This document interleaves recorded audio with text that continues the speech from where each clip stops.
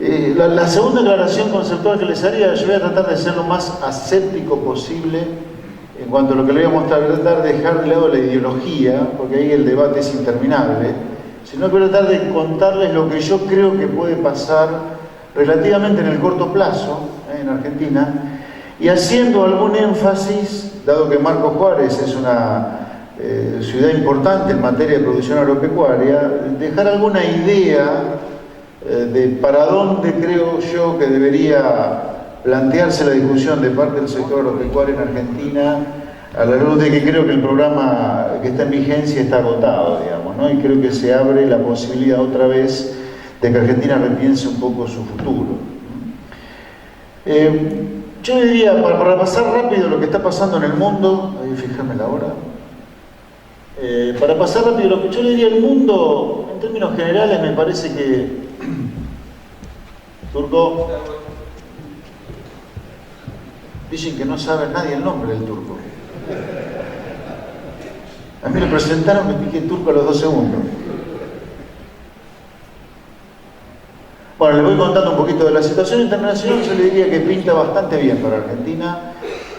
El crecimiento económico del mundo pintaba para ser mucho más sólido del que es hoy. Hoy empezaron a aparecer nuevamente algunas dudas sobre la solidez del crecimiento económico, pero diré que en términos generales nadie está visorando en el mundo una nueva crisis parecida al del año 2008, cuando se cayó el cuarto banco más importante del mundo. O sea, habrá discusión hacia adelante si la economía del mundo crece mucho, crece poco, pero nadie está pensando en una crisis otra vez. Yo diría, esa es la primera condición para pensar de manera optimista el mundo que va a enfrentar a Argentina lo que resta de 2014 y 2015. Ahora sí. Por eso yo lo voy a pasar rápido, pero básicamente lo que les presento es que el crecimiento del mundo va a andar 2014, 2015, acelerándose un poquito todavía incluso, con Estados Unidos, yo creo, recuperando bastante la tasa de crecimiento a largo plazo. Estados Unidos crece en el largo plazo al 3%, y Estados Unidos, según los pronósticos que estamos manejando nosotros, podría llegar a crecer el año que viene muy cerca de su tasa de crecimiento potencial. Le diría, la gran novedad es que Europa está saliendo de la recesión, luego de la recesión que tuvo durante 2008, 2009, 2010 y 2011, está saliendo de la recesión. Yo diría, esa es la primera gran novedad, le diría, que viene del mundo, Europa saliendo de la recesión. La segunda gran novedad en el mundo es que Japón, luego de casi un cuarto de siglo de deflación, Japón estaría saliendo de la deflación y estaría retomando su una tasa de crecimiento bastante razonable. Acá, para que ustedes lo tengan un poquito claro, acá están los famosos PIGS: Portugal, Italia, Irlanda, Grecia y España, PIGS. Y acá ustedes tienen los BRIC: Brasil, Rusia y China. Como podrán ver, el crecimiento económico de los BRIC es algo más débil del crecimiento económico que venían teniendo los BRIC hasta hace algunos años. Hasta hace algunos años la gran esperanza del mundo para crecer eran los BRIC, y por decirlo de alguna manera, el ancla para el crecimiento mundial, en cuanto a que lo tenía agarrado para abajo, eran los PIGS. Bueno, ahora se está dando un poco vuelta la torta. Los PIGS, o sea, la periferia del euroárea, están saliendo de la recesión y comenzando a crecer, mientras que los BRIC están desacelerando. Si ustedes lo comparan contra 2011, 2012, las tasas de crecimiento. De hecho, China, fíjense que está creciendo apenas por encima del 7%, cuando el crecimiento económico de 2011 y 20 años para atrás no baja del 9,5-10%.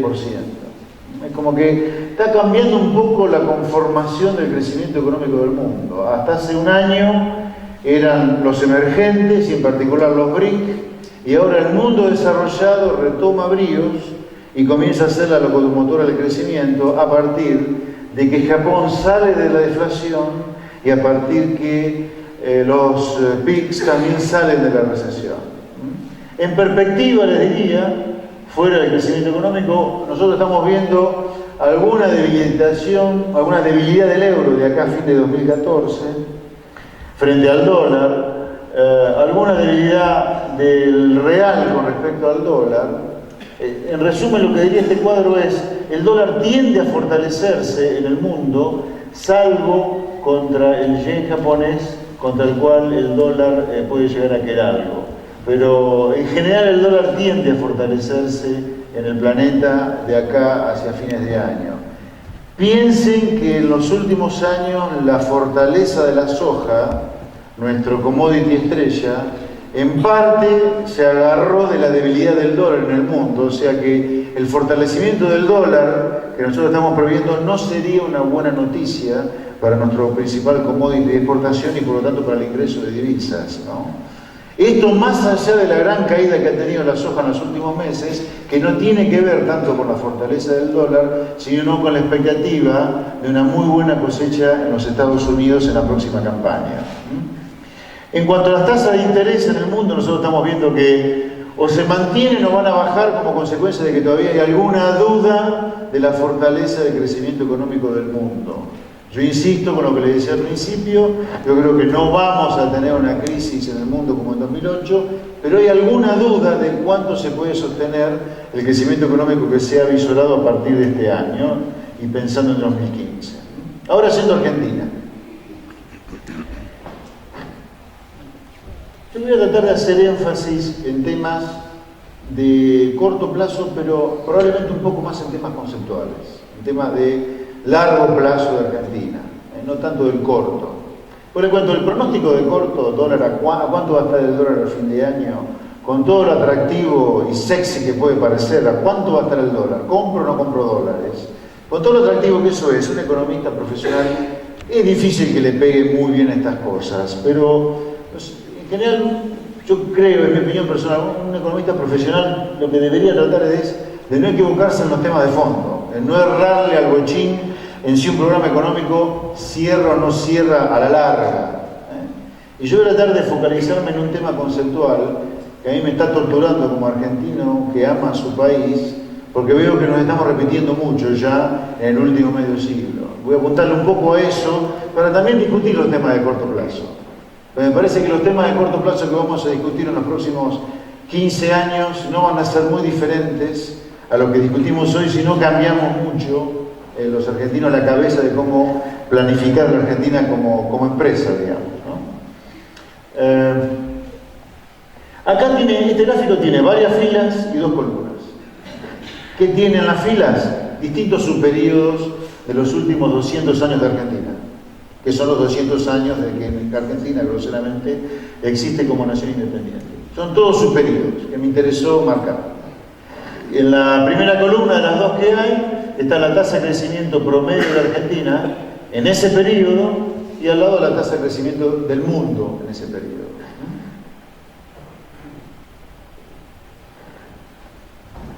Básicamente Argentina, si uno toma el bicentenario, o sea los 200 años casi que van desde 1820 a 2013, no es exactamente 200 años, pero casi. Fíjense que Argentina ha crecido una tasa de crecimiento de 3,4 en promedio por año contra una tasa de crecimiento del 2,3 del mundo. O sea, si uno toma 200 años, Argentina ha crecido ligeramente por encima de la tasa de crecimiento del mundo. Ya esta visión a mí me hace pensar que Argentina ha crecido poco más de lo que creció el mundo, medio marrete la tasa de crecimiento que muestra este cuadro, porque Argentina, siendo un país chico o en desarrollo, debería estar creciendo muy por encima de la tasa promedio del mundo, como para que algún día Argentina sea un país rico. Ahora, cuando uno empieza a mirar adentro de estos 200 años, los primeros 100 y los segundos 100, se van a encontrar con algo de lo que yo les digo ahora. En el primer centenario, los primeros 100 años, Argentina, fíjense, creció una tasa más del doble de la tasa de crecimiento del mundo. Esto es lo que uno debería esperar para un país de ingresos medios, para que algún día sea un país rico. Durante el primer siglo de vida de Argentina, Argentina sí creció a una tasa o a un diferencial de tasa respecto al mundo que es el que debería verificarse para que algún día Argentina fuera rico. Y básicamente eso ocurrió como consecuencia de lo que ocurrió dentro de la generación del 80. Alberdi, Sarmiento, Roca, entonces la generación que nos dio la primera Constitución. Luego hay otros subperiodos. Por ejemplo, en el último siglo Argentina ya creció por debajo del mundo. 2,8 contra 3,1.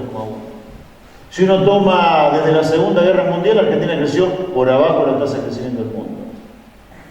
Fíjense que Argentina solo creció por encima del mundo después de la Segunda Guerra, post-incendios, después de la hiperinflación,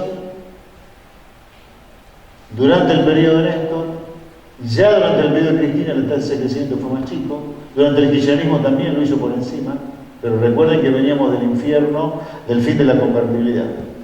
Después de la Segunda Guerra, insisto, Argentina creciendo por debajo de la tasa de crecimiento del mundo. Lo que surge de este cuadro es que Argentina, en sus 200 años de vida, o creció por encima de la tasa de crecimiento del mundo, que es lo que uno esperaría que ocurra para que Argentina algún día sea rico, solo cuando o tuvo un programa económico muy liberal de respeto a las instituciones, de énfasis en la educación y de amor por el comercio, como puede ser la generación del 80, pero luego, cuando Argentina entra en un periodo populista, que es a partir de la Primera Guerra Mundial, a partir de ahí Argentina casi siempre creció por abajo del mundo, salvo post-incendios, como fue hiperinflación o 2001. O sea que en términos genuinos Argentina dejó de crecer por encima del crecimiento mundial en el último siglo. ¿Por qué genuinamente? Porque creció por encima del mundo solamente después de incendios. Obviamente es bastante fácil, después que uno tuvo una gran crisis, hacer un rebote y en ese periodo de rebote crecer por encima del resto. Pero genuinamente Argentina, de sus 200 años de vida, pudo sostener altas tasas de crecimiento mucho tiempo cuando tuvo un programa como el que dio la generación del 80, de respeto a las instituciones, a la autonomía, a la independencia de la justicia, a una idea republicana, a vincularse con el mundo. Esta introducción se las hago porque Argentina vuelve a encontrarse hoy en una situación donde después de un gran crecimiento económico durante el periodo de Néstor, hoy Argentina vuelve a estar creciendo cerquita del mundo. De hecho, en el próximo gráfico les voy a mostrar que en realidad Argentina ya está en recesión. Está creciendo por abajo de lo que crece el mundo. Esta es la gráfica, la línea roja les muestra eso. Durante Néstor el PBI creció al promedio del 8%. Hoy con Cristina el PBI creció solamente 2,1 y hoy ya está cayendo, que es la línea roja. Es como que en materia de crecimiento económico, la década ganada, como le dice Kirchnerismo, tuvo dos periodos claramente diferentes. El gran rebote post-crisis de la convertibilidad de Néstor y luego un crecimiento mucho más mediocre con Cristina. De hecho, en el margen, ya con Cristina la economía está en recesión. Y si uno mira la tasa de inflación, que es la línea azul, la tasa de inflación estuvo en permanente crecimiento durante toda la década kirchnerista. A lo mejor ya no tenemos memoria, pero Argentina tuvo 2% de inflación hace 10 años. Hace 10 años, un año después de la mega devaluación de 2002, Argentina llegó a tener 2% de inflación anual, perdón. Hoy tenemos una tasa de inflación que pinta ser 20 veces superior a la tasa de inflación que Argentina tuvo hacia fines de 2003, 40%. Esa es la tasa de inflación que Argentina tiende a tener durante el año 2014.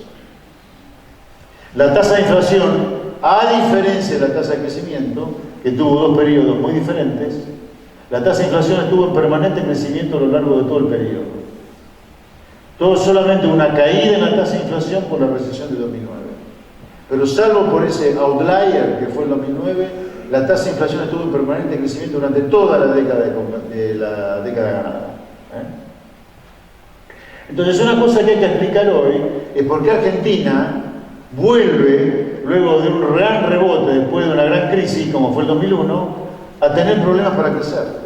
Esa es la primera gran pregunta. La segunda gran pregunta sería, ¿por qué Argentina hoy vuelve a tener problemas de inflación cuando hace solo 10 años tuvo una tasa de inflación internacional después de una gran devaluación de su moneda como fue el 2002? ¿Por qué vuelve a tener Argentina problemas para crecer y problemas con inflación? Yo le diría, habría una tercera pregunta, que ya está más focalizada al hoy, que es por qué Argentina está perdiendo reservas a la velocidad que las pierde. La línea, parece un plato de fideo este gráfico, concéntrese en la línea roja. La línea roja es el nivel de reservas. El nivel de reservas antes del cepo llegó al máximo de 52.000 millones de dólares. Hoy estamos hablando de reservas que apenas superan los 28.000 millones de dólares. Groseramente, un poquito más de la mitad de las reservas tenemos hoy que hace 3 años cuando se lanzaba el cepo. Fíjense qué cosa, digamos, que choquea intelectualmente. El gobierno lanzó el cepo para evitar perder reservas y las reservas se le derrumbaron después del cepo al gobierno. Acá queda una pregunta instalada que después, si quieren, se la contesto. Ahora preferiría avanzar en los temas más de fondo. El tema de fondo hoy es acá porque Argentina vuelve a repetir un rebote fuerte del crecimiento económico que lo mantiene durante el periodo de 6-7 años y volvemos a caer en una baja tasa de crecimiento como la que yo les mostré en el cuadro anterior. De hecho, estamos ahora con una caída no menor en el nivel de actividad que supera el 2%. La segunda gran pregunta es cómo Argentina, después de haber tenido, un año después de haber mega devaluado su moneda, una tasa de inflación internacional, y hoy ya tenemos 20 veces más que la tasa de inflación que tuvimos hace 2 años. Con esta tasa de inflación de 40%, a la cual tiende Argentina en 2014, Argentina es la segunda economía en inflación en el mundo.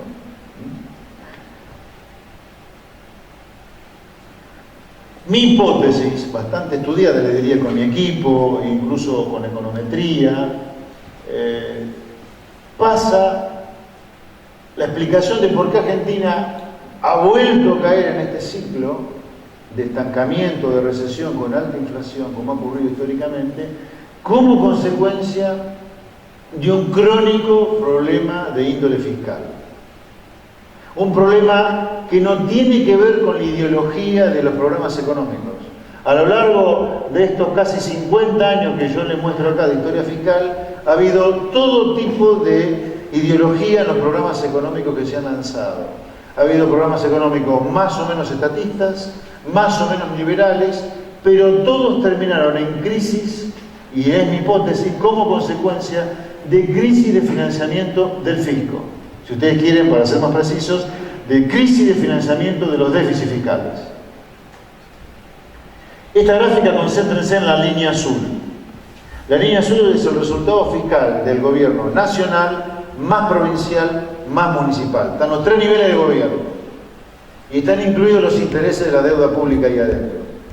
O sea que están los impuestos de los 3 niveles de gobierno, los gastos de los 3 niveles de gobierno, incluyendo los intereses de la deuda pública también. Fíjense que esta línea azul ha estado a lo largo de 54 años, salvo en estos 4, en territorio deficitario. Acá está el 0. De 54 años que tiene esta gráfica, solo 4 de 54, insisto, Argentina tuvo superávit fiscal. Los únicos 4 son 2003, 2004, 2005, 2006. Los primeros años del gobierno Néstor Kirchner. Si uno excluye a Néstor Kirchner, Argentina hace medio siglo está con un Estado que gasta más de lo que recauda. Esa es la primera cosa que es importante, que yo le quiero transmitir a este cuadro. Argentina tiene un Estado que básicamente el 100% del tiempo, perdónenme la exageración, porque no es exactamente 50, 100% porque 50 sobre 54 no es 100, pero casi el 100% de su tiempo tenemos un Estado que gasta más de lo que recauda. Primera reflexión de este cuadro. La segunda reflexión de este cuadro es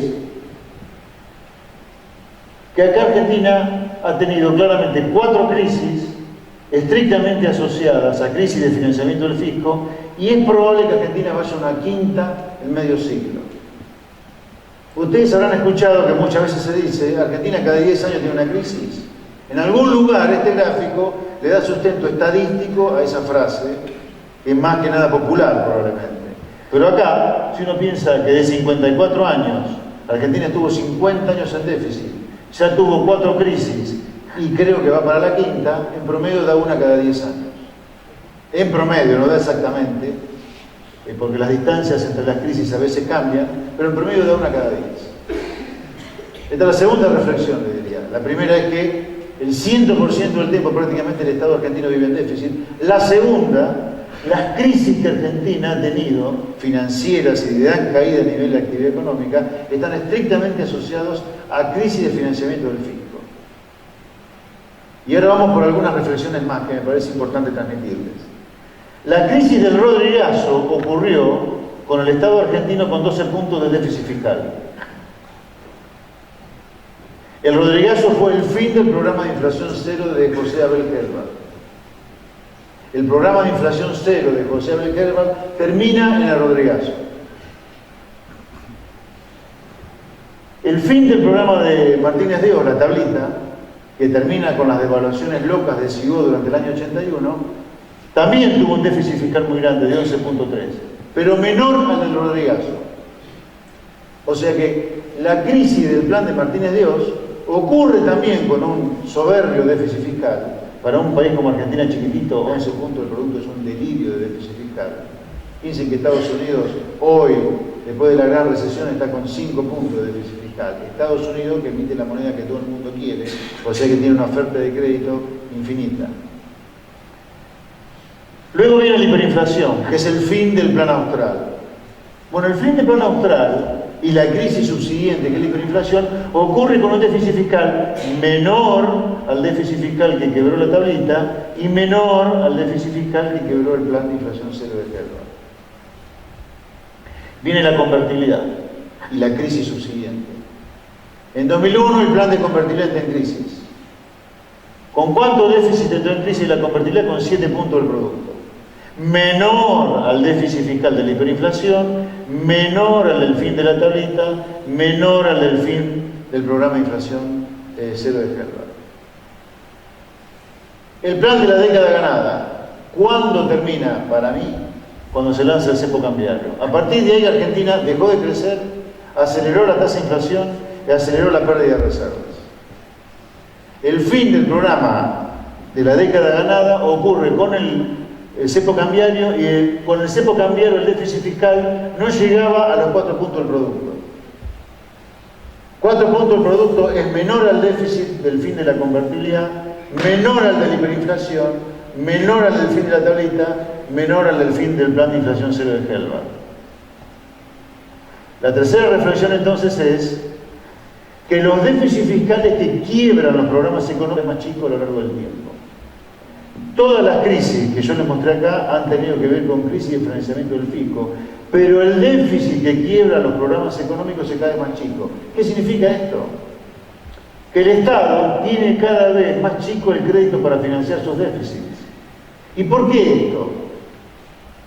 Porque a lo largo de toda esta línea de tiempo, el Estado no ha parado de cometer tropelías contra el sector privado que financia sus déficits. Hiperinflación es una estafa a los tenedores de moneda. El plan Bonex, un robo a los depósitos de la gente en los bancos. La especificación asimétrica, otro robo de los depósitos de la gente en los bancos. El default de la deuda, otro robo a los que prestaron plata. La eliminación de las FJP, el robo de los fondos que la gente tenía depositado en las FJP para su jubilación futura privada. La ruptura permanente del Estado al derecho de propiedad que ocurre como consecuencia de estos déficits es clave para explicar cómo se le va achicando a lo largo del tiempo el mercado de crédito al gobierno. La cuarta reflexión ya es para el próximo gobierno. El próximo gobierno va a tener menos espacio para hacer déficit fiscal antes de que el programa económico del próximo gobierno entre en dificultades que este, porque este tuvo menos espacio que el anterior, que el anterior, que el anterior y que el anterior. Hay cada vez menos espacio para las aventuras fiscales deficitarias. La quinta pregunta es, si este territorio deficitario permanente del Estado argentino es como consecuencia que se recauda poco o se gasta mucho.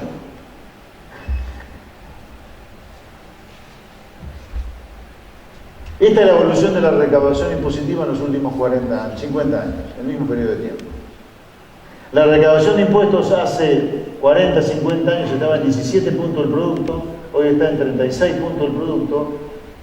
Y si uno toma en cuenta la presión impositiva solo de los que están en blanco, porque esto incluye la evasión impositiva, por eso más baja, es 50%, no 36%.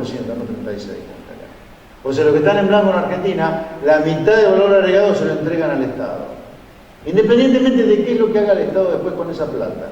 Si lo devuelve con bienes públicos o si es robo nada más.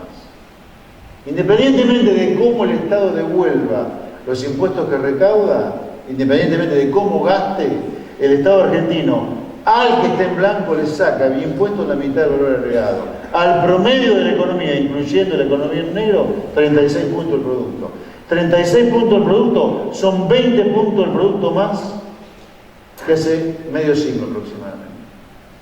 O sea, a lo largo del último medio siglo, donde el Estado estuvo en permanente territorio de déficit fiscal, la recaudación de impuestos creció 20 puntos del producto.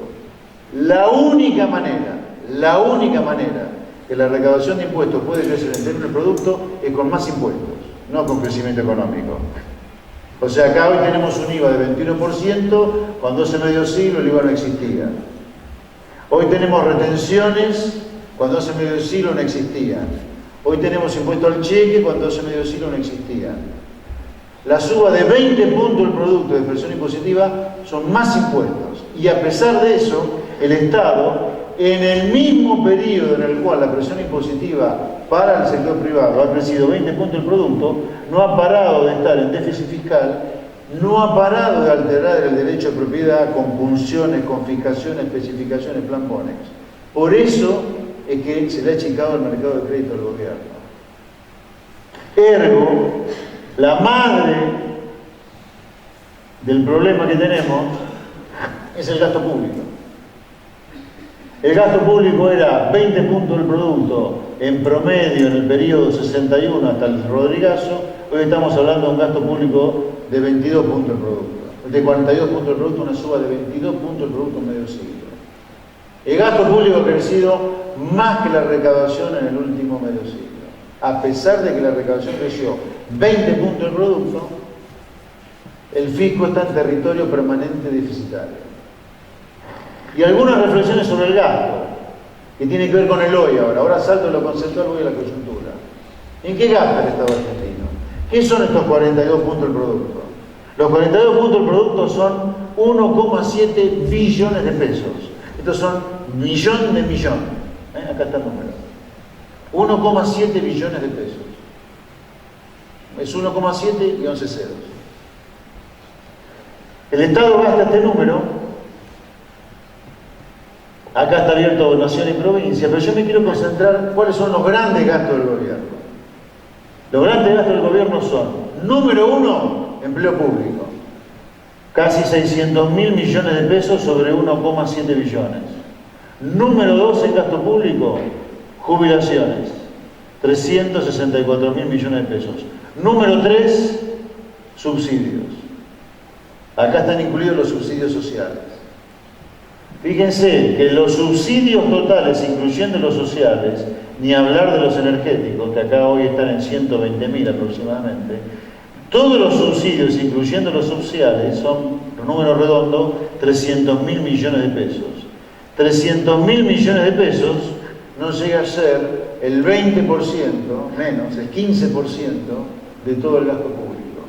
Los subsidios son el menor componente de los grandes componentes del gasto público que hay hoy en Argentina, contrariamente a lo que la clase política a lo mejor nos dice, o lo que nos dicen los medios, digamos.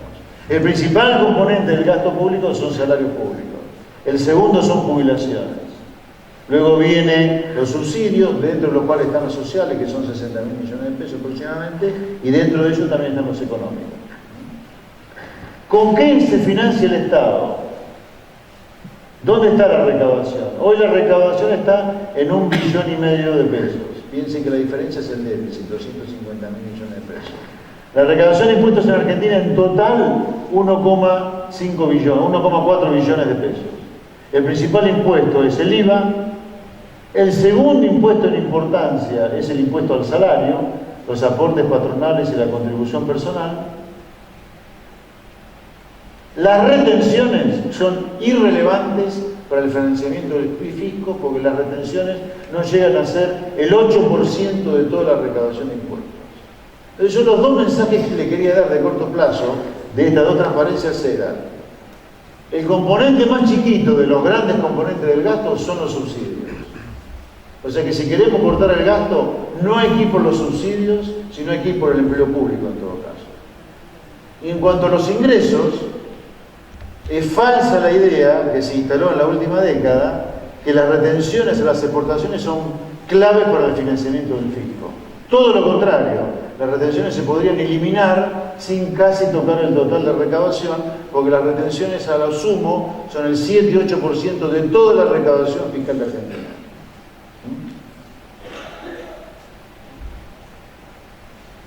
Volviendo un poco al cuadro anterior, para ir a profundizar el plano de lo conceptual, yo le diría, mirando esto, no hay demasiada dificultad desde mi punto de vista en predecir que Argentina va a algún tipo de crisis, y sigue así, como la que tuvo en el pasado.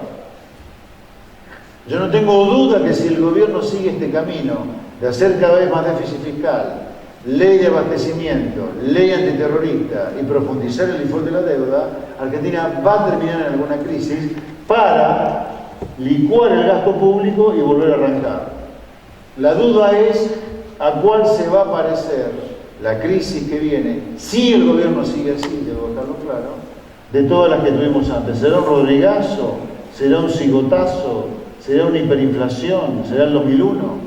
Hoy Zanini, que estuvo en el Congreso, exactamente en el Senado, defendiendo el proyecto de pago soberano de la deuda, dijo, suelto de cuerpo, que si Argentina pagaba la sentencia de Griesa, Argentina volvía al 2001. O sea, el gobierno mismo ya dice que acá hay chance del 2001. Yo le voy a dar mi sensación térmica de esto. Yo creo que hoy las cosas están lejos de un 2001. Básicamente los dos argumentos técnicos por los cuales estamos lejos del 2001 son el atraso del tipo de cambio, o sea, el encarecimiento de la Argentina en dólares hoy, es muy inferior al encarecimiento en dólares que tuvimos en 2001. Y la segunda razón es la cantidad de depósitos en dólares que hoy hay para confiscar, con todo lo que se fueron los depósitos es casi inexistente. El grueso de los ahorros de la clase media a fines de la convertibilidad estaba dentro de los bancos y en moneda extranjera. Hoy los depósitos en moneda extranjera ya casi son inexistentes. Hay poco para confiscar. Y recuerden que la confiscación de los depósitos, con especificación asimétrica del punto de vista técnico, fue clave para explicar el descontento social y la crisis de 2001. Entonces yo les diría, creo que estamos lejos de 2001, hoy. Ahora, en Argentina creo que nunca diga nunca, hay que ver cómo la dinámica de los hechos se va sucediendo para estar seguro de que no viene un 2001. Hoy no están dadas las condiciones porque técnicamente no se da, pero yo no sé si Argentina va a terminar una crisis parecida por el hecho de que hay que ver cómo esto evoluciona. Por ejemplo, a mí me preocupó mucho ver a la presidenta hace una semana cuando anunciaba el envío al Parlamento de su plan de pago soberano a la deuda con la voz temblando y ella diciendo que estaba muy nerviosa. Fíjense el video, ella reconoce en cadena que estaba nerviosa. Y hoy Zanini hablando, Zanini la mano derecha de la presidenta, formalmente es el secretario legal y técnico, pero es una persona de estrecha confianza de la presidenta, diciendo que si Argentina respetaba el fallo de Griesa, iba a ir al 2001. Entonces yo le diría, para dar una perspectiva conceptual, ¿qué es lo que viene ocurriendo en el último medio siglo? Bueno, crisis, a la clase política luego de la crisis le gana el miedo, durante la etapa que le dura el miedo se vuelven responsables fiscalmente, le pierden el miedo, empieza el deterioro fiscal, también empieza el deterioro del programa, la crisis, vuelve el miedo, se va el miedo, crisis, vuelve el miedo, se va el miedo, crisis, el que se vayan todos después de 2001, el récord de superávit fiscal, fruto del no pago de la deuda, de las retenciones y del impuesto al cheque de Néstor, que lo empezó a recaudar Néstor porque cuando lo lanzó Cabal en el 2001 no se recaudó nada por la recesión. Viene, fíjense qué interesante esto. ¿Cuándo comienza el deterioro fiscal en la última década? Desde la primera elección legislativa que tuvo que enfrentar el kirchnerismo, que fue la del 2005. El primer año que cayó el superávit fiscal fue justo en la primera elección legislativa de Néstor, cuando se decía que Néstor tenía que demostrar realmente los votos que había obtenido en mayo de 2003. A partir de ahí comenzó el deterioro y prácticamente no se detuvo. Hoy hemos perdido casi 10 puntos del producto de superávit fiscal si uno compara el más 3,8 con el menos 6,1. Entonces, a la luz de la experiencia histórica, no es difícil predecir que si el gobierno sigue así, vamos a ir a una crisis donde Se va a acelerar fuerte más la tasa de inflación respecto al 40 de hoy. Vamos a tener más tasa de inflación que hoy. Vamos a tener una devaluación más grande del dólar todavía, que licúe el gasto público y vuelva a colocar el gasto público en un nivel pagable por la sociedad. Lo que en algún lugar acá está haciendo crisis, en esta repetición de crisis y recuperaciones, es el modelo. ¿Cuál es el modelo que cruza este último medio siglo? Lo que yo he denominado, y está escrito por el que está interesado en leerlo, populismo industrial. Hay una nota en La Nación, si ustedes la googlean la encuentran, para que encuentren ahí el detalle de lo que yo definí como populismo industrial. Lo que ha denominado, lo que ha cruzado este medio siglo es el populismo industrial. ¿En qué consiste el populismo industrial? Consiste básicamente en tres cosas. Uno, la sustitución de importaciones cerrando la economía al comercio, con altos aranceles para importar bienes finales y bajísimos aranceles para importar bienes de capital para maximizar la protección efectiva. La segunda cosa que tiene el populismo industrial es mucha sustitución de importaciones, repito, mucha sustitución de importaciones a partir de mandar a la quiebra al campo y a la energía y al turismo. ¿Por qué parte de la sustitución de importaciones es darle leña al campo, darle leña a la energía y darle leña al turismo? Por el cierre de la economía a las exportaciones. ¿Cuál es el argumento del gobierno cuando prohíbe la exportación de alimentos? El gobierno partidario del populismo industrial cree que exportar alimentos es sacarle la comida a un argentino para dársela a un noruego. En lugar de pensar que si le podemos vender comida a un noruego, eso implica producir más, emplear más argentinos y de esa manera darle de comer a más bocas argentinas, el que es partidario del populismo industrial considera que el comercio es un juego de suma cero. Si entra un producto importado, destruye empleo nacional. Si se va comida al exterior, dejamos una boca hambrienta en Argentina. Por eso, tienen que entender ustedes, y más siendo de Marcos Juárez, una provincia claramente agropecuaria, que es clave para el proteccionismo industrial o para la sustitución de importaciones, no solo cerrar la economía a la competencia importada, sino también que el campo no exporte nada, que el petróleo no exporte nada, que no se exporte nada de energía, que todo quede acá. O sea, no se entiende las retenciones a las exportaciones, la ONCA que no lo deja exportar, el ROE verde, el ROE rojo, si ustedes no lo ponen dentro del marco teórico conceptual de la sustitución de importaciones. ¿Por qué? Porque el que es partidario del populismo industrial le quiere entregar la mesa completamente servida al que sustituye importaciones. Si ustedes quieren, el hombre paradigmático de la sustitución de importaciones es el actual diputado masista Ignacio de Mendiguren. Ignacio de Mendiguren es el gran lobista del proteccionismo industrial o de la sustitución de importaciones. ¿Qué pide de Mendiguren siempre? Que le cierren la economía a la competencia importada, del bien final, que se la dejen completamente abierta para importar insumos y bienes de capital, y tercero, que la energía y el alimento quede acá, para que el alimento y la energía sean baratas. En la idea del proteccionista, Después todo termina para el churrete, porque hoy tenemos la energía cara y además no tenemos energía. Los alimentos son caros, ergo la mesa de los argentinos es cara y la pobreza es de los niveles de los 90 y los 80. Pero en la mente del proteccionista, reventar al campo, al petróleo y a la energía es clave para sustituir. Por eso el campo debería estar no solo al frente de una lucha contra las retenciones, contra el cierre de registro de exportación, sino que debería estar al frente de la lucha a favor del libre comercio. Porque no hay proteccionismo sin guerra contra el campo, métaselo en la cabeza eso. El proteccionismo requiere de la guerra al campo, pero más allá de la cuestión de piel que hay del kirchnerismo contra el campo, es un tema de concepto, es un tema ideológico, es un tema mucho más profundo del odio del kirchnerismo al campo a partir de la 125. La sustitución de importaciones requiere de alimento barato y de energía barata, y en la fantasía del proteccionista, la manera de lograr eso es cerrar la economía a las exportaciones que tiene el país. Entonces, la sustitución de importaciones es una malformación para un país como Argentina. ¿Por qué? Porque Argentina tiene todo para vender al mundo. La sustitución de importaciones es la negación de la condición genética natural de Argentina, que está para venderle cosas al mundo. Cuando se dice que Argentina está para venderle está para alimentar a 300 millones de personas, no es mentira eso. Argentina tiene un potencial para alimentar a 300 millones de personas, pero en lugar de vivir de eso, ¿a qué se dedica? A protegerse, a sustituir importaciones. Y en el contexto de la sustitución al campo, seguro que lo hacen perder, y al petróleo también.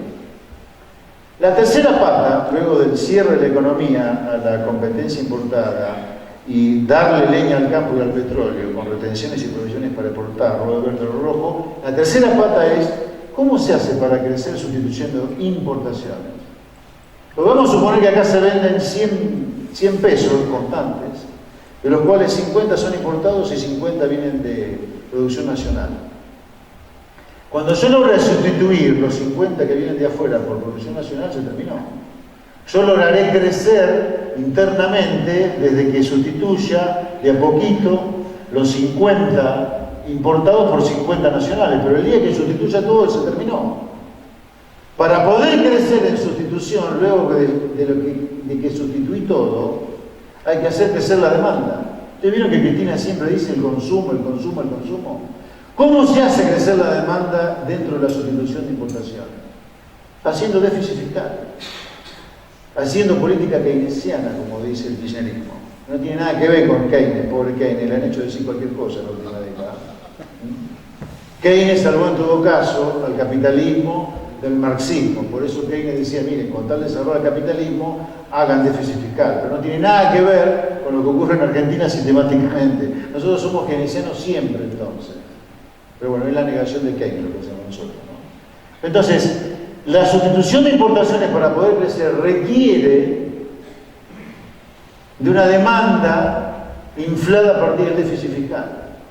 Entonces, lo que hay que tener claro que el populismo industrial asentado sobre la base del cierre de la economía a la competencia importada, del cierre de la economía a las exportaciones naturales de Argentina y del financiamiento monetario de deuda de los déficits fiscales, esas tres patas son los que definen el populismo industrial que está torturando a la Argentina hace medio siglo.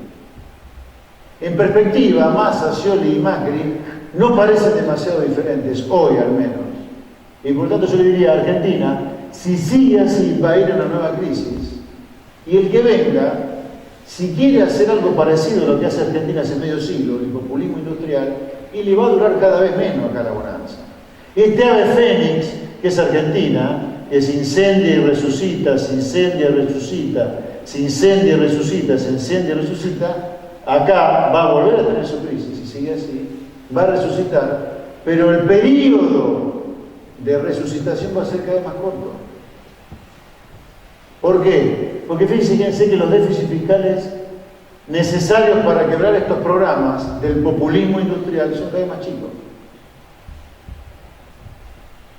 Entonces acá la Argentina lo que tiene que hacer es cambiar, empezar a poner el motor en vender a 300 millones, al equivalente a 300 millones de personas, no, a cerrarse y protegerse para sustituir importaciones. Eso nunca tuvo asidero, y menos hoy, con un mundo que comercia, es amigo el mundo del mundo. Hasta los comunistas chinos, militares, sellan tratado libre de comercio con el mundo. Argentina es de los pocos países en el mundo que imita marginales como Venezuela. Argentina no tiene nada que ver por historia con lo que está haciendo hoy. Argentina tiene que ver más por historia lo que hace Brasil, Chile, Uruguay. Este engendro que hemos hecho en la última década, y ahora sí meto mi juicio de valor, un engendro, es una cosa inimaginable en su historia en Argentina. Pero que además, insisto, Argentina está para otra cosa. Y por si fuera poco, la evidencia histórica demuestra que Argentina, haciendo esto, crece muy poco. Crece muy poco. Crece muy poco. Crece la tasa de crecimiento del mundo haciendo esto. Pongámonos, para ser consistentes, el último medio siglo de la Segunda Guerra Mundial. Argentina crece menos del mundo. Argentina tiene que crecer al doble como mínimo durante un cuarto de siglo, al doble del crecimiento mundial, insisto. Y eso no lo va a lograr, porque está comprobado con los hechos, con este modelo de populismo industrial que la vive sumergiendo en crisis. Como seguramente les interesará, les voy a mostrar algunos datos de deuda que tienen que ver con el juicio en Nueva York, habiéndoles aclarado que si Argentina sigue así, va a tener una crisis, donde el dólar va a ser alto, volátil, la tasa de inflación va a saltar, va a haber que cuidar el trabajo, va a haber que ser austero a la hora de gastar, porque Argentina entra en un territorio sumamente complicado otra vez, si sigue así, como todo parece mostrar. Pero algunos datos de la deuda que les quiero pasar para que tengan, para que no se pierdan en todo lo que está publicándose. También acá voy a hacer un tema de concepto sobre el tema de la deuda. Acá este cuadro está sacado de la revista The Economist, que es el semanario más prestigioso que hay en el mundo de economía. Estos son datos que hemos actualizado a partir de un paper de Kenneth Rogoff, un profesor de Harvard, con el cual he tenido algún contacto, leí algunos trabajos que estamos pensando en hacer, y que a raíz de ese contacto, bueno, él me facilitó amablemente su paper que escribió con Carmen Reinhardt sobre serial defaulters, y he sacado estos datos que están en el cuadro a la derecha. Miren, en el último medio siglo, Argentina es oro, número 1 en el mundo en defaults. 6 veces en el último siglo Argentina entró en default. Acá están, y acá están los 6 en este cuadro. En el último medio siglo Argentina ha estado el 52% de su tiempo en default, 36 años. Yo digo, si en el último medio siglo somos oro mundial en defaults, ¿qué le vamos a echar la culpa a los buitres? Le vamos a echar la culpa, después de tener la segunda inflación más alta del mundo, le vamos a echar la culpa al almacenero que pone los precios, o al empresario que fija los precios. O sea, primera cosa, destruyamos la idea ridícula que Argentina, siendo oro a nivel mundial, puede decir al mismo tiempo que los buitres son los que nos ponen en default. Si vos estás la mitad de tu tiempo en default y sos récord mundial, es porque vos sos un defaulteador serial. Al revés de lo que dice Cristina, Argentina no es un buen pagador, es un pésimo pagador.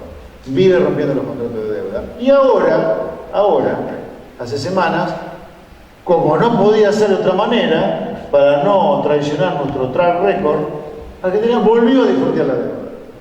Le podemos encontrar 10 millones de excusas, que Griesa, que el fallo, que los buitres. Argentina no paga a la larga. Y yo creo que esto es consecuencia también de otra malformación argentina, además del populismo industrial, pero que está vinculada.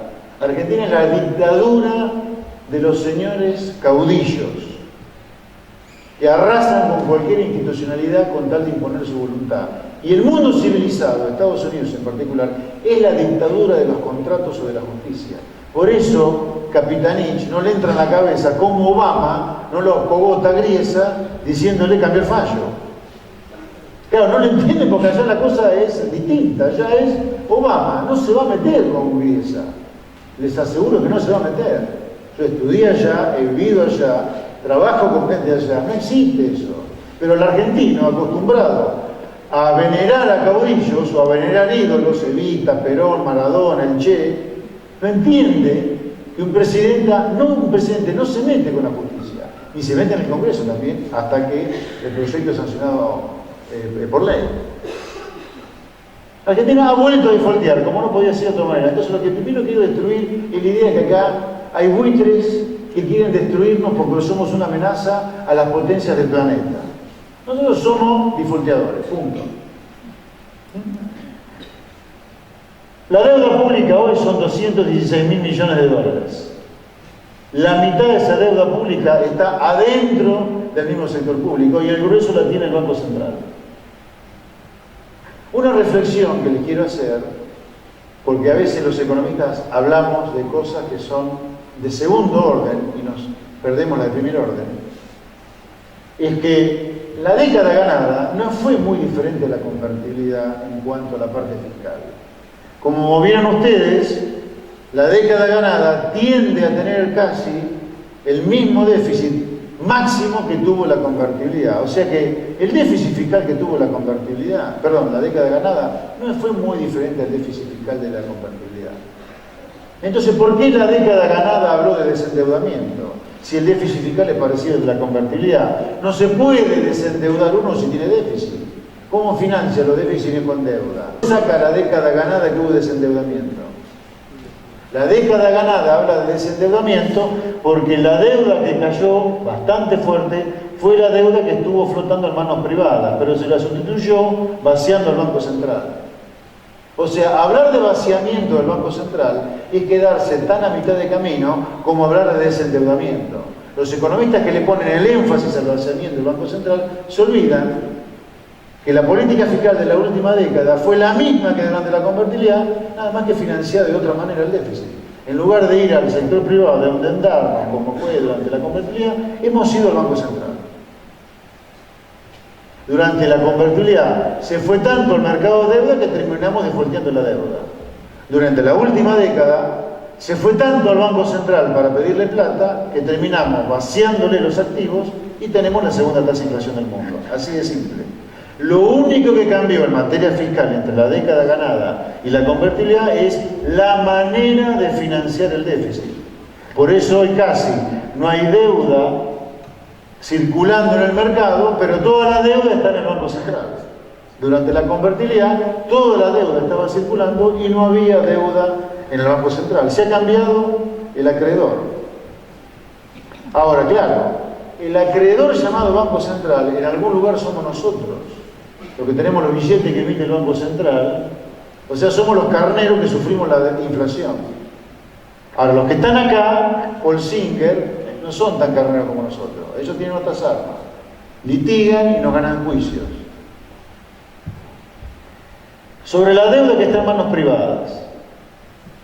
El grueso de la deuda que está en manos privadas es deuda que se está pagando, performing. Hay un pedacito de deuda que no se paga, que es el 100% de los que no aceptaron los canjes. 15.000 millones de dólares. El 10% de esto son los 1.500 millones de dólares que ganaron el juicio en Nueva York. El juicio de par y paso que se llama. O sea, del total de deuda pública, la mitad está en manos del sector público, el 40% está en manos privadas y solamente el 7%, el del que habla Cristina, son los que no aceptaron los canjes. Pero cuidado, que solamente el 10% de los que no aceptaron los canjes son los que ganaron este juicio. Si el kirchnerismo le dice buitres a los que ganaron este juicio, ¿qué cuerno le dice a los 13.500 millones de dólares que están fuera de este juicio y que también van a litigar contra Cristina? Porque esta gente no aceptó los canjes. O sea, cuidado que entonces, dentro de toda esta polvareda que es el juicio buitre el grueso, el 90% de los que no aceptaron los canjes y que no están en este juicio, también van a litigar. O sea, el 90% de los que no aceptaron los canjes no son buitres. O sea que el problema buitre es mínimo dentro de los que no aceptaron los canjes. Es este juicio y se terminó. Hace unos días tuve un debate muy caliente con un grupo de kirchneristas en la tele y yo le preguntaba, dale, a esto le llamás buitre. ¿Qué nombre le va a poner a los 13.500 millones de dólares? Que es el grueso de los que no aceptaron los canjes. ¿Qué nombre vas a inventar? Yo le diría, hoy Argentina, para ir cerrando y darle alguna idea de pronóstico y dar lugar al debate, lo que de Argentina debería haber hecho, y ya no lo hizo lamentablemente, es ir el 16 de junio, cuando quedó firme el fallo de Griesa, y pagarle a la Corte Suprema. Eso es lo que debería haber hecho. Y la cláusula Rufo no se disparaba porque era pagar una sentencia, era una mejora no voluntaria. Los términos y condiciones de los bonos dicen explícitamente que la cláusula Rufo se dispara solo si la mejora es voluntaria. El pago de un juicio perdidoso es una mejora no voluntaria, no disparaba la cláusula Rufo. Eso es lo que debería haber hecho Argentina. Argentina, si pagaba y no entraba en default, el problema eran 15.000 millones de dólares en todo caso. El 100% de los holdouts más los 1.500 de este juicio. El no pagar que es la situación actual de Argentina, independientemente del canje, de la ley del canje, la ley de pago soberano, si tiene éxito o no el cambio de jurisdicción, el no pagar la deuda, entrar en default, hace que el problema de Argentina sea los 15.000 millones de dólares que no aceptaron los canjes, más los 29.000 millones de dólares de deuda en legislación extranjera que Argentina va a terminar defaulteando. O sea que pagando el problema era 15.000, no pagando es 15.000 más 29.000, estamos hablando de casi 45.000 millones de dólares. El problema de defaultear que le aparece a la Argentina es más grande que no defaultear y pagar. Mal negocio para Argentina. Yo le diría, para cerrar el tema de la deuda y darle alguna idea de pronósticos, de números, lo mejor que podría hacer el Congreso sería rechazar este proyecto. Porque lo que está haciendo el kirchnerismo, o intentando hacer el kirchnerismo con el Congreso, es directamente demencial, y lo voy a justificar por qué. El kirchnerismo ya lo metió al Congreso, y el Congreso estúpido se prestó en el 2005 a sancionar por ley la ley Cerrojo. La ley Cerrojo violaba los contratos de deuda firmados por el país llamado Argentina de los 90. Es como que fíjense la locura acá, para hacer un canje de deuda del 2005, el Ejecutivo de Argentina de aquel momento, Néstor Kirchner, envió un proyecto de ley que el Congreso sancionó para violar los contratos de deuda que Argentina firmó durante los 90. Por eso Argentina termina perdiendo el juicio, más allá de la mala defensa en juicio que hizo Argentina a través de Ana Cristina. Pero la ley Cerrojo fue clave en la justicia americana para justificar la condena a la Argentina de que tenía que pagarle a los que no aceptaron los canjes el 100%. Ahora el gobierno va por más y lo que pretende es involucrar al Congreso en la sanción de una ley para directamente, por ley, desacatar el fallo de Griesa, cambiando la jurisdicción del pago de la deuda. O sea, es mucho más grave lo que está intentando ahora el kirchnerismo. Así que ojalá que el proyecto no salga. No sé qué hace Cristina si el proyecto no sale, eso es otra cosa, ¿no? Pero en cualquier caso, aunque salga, el canje que intenta el gobierno va a fracasar. No van a conseguir los mínimos necesarios para que el canje sea legal. Ergo Argentina va a entrar en default con estos 29.000 millones de dólares que yo le mostré. Entonces, por eso le decía que pagando el problema era 15.000 millones de dólares. No pagando y entrando en default, aunque el Congreso le sancione por ley esta ley, el problema para Argentina es 15.000 más 29.000 millones de dólares, redondo 44.000, 45.000 millones de dólares.